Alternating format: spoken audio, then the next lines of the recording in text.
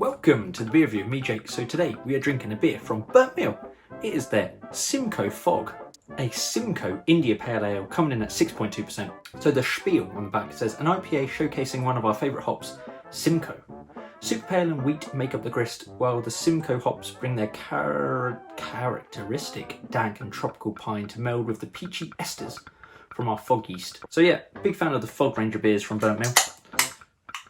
They use the same London Fog ale yeast, chuck a different hop or a mixture of hops into a nice 6.2% package. We have a nice, well, it's very hazy, but you can still see the light through it, so it's not ridiculously unclear.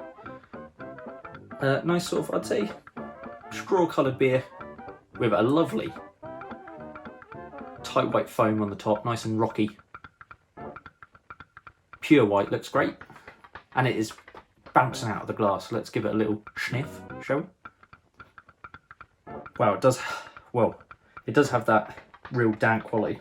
Getting that savoury garlic and onions vibe to this one as well. They said peach on the can, not sure if I'm getting peach necessarily on the aroma.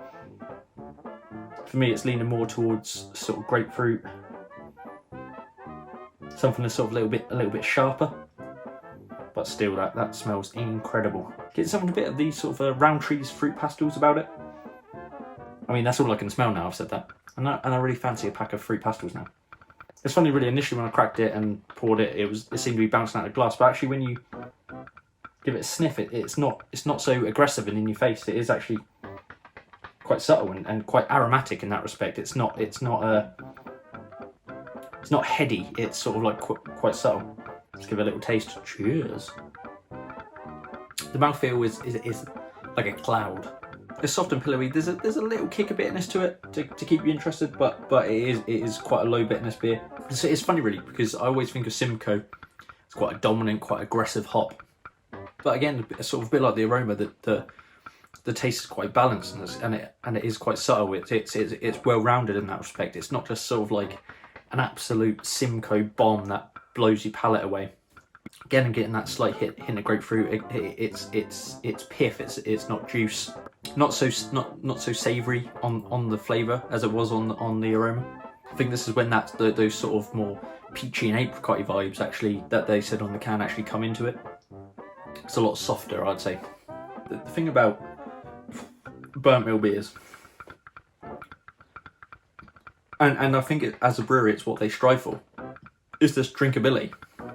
They're not looking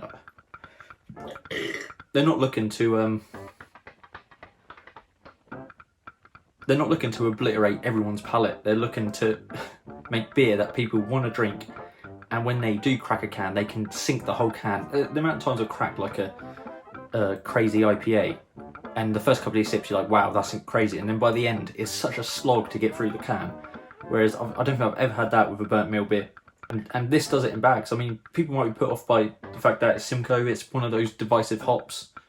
But I'd say even if you don't think you're a fan of Simcoe, try that beer. And that leads me on to the next point, is would I buy that beer again? Yes, definitely. So that was everything from Burnt Mill's Simcoe Fog, Simcoe India Pale Ale. I've been Jake. Remember to like and subscribe, and I'll see you on the next one. Cheers.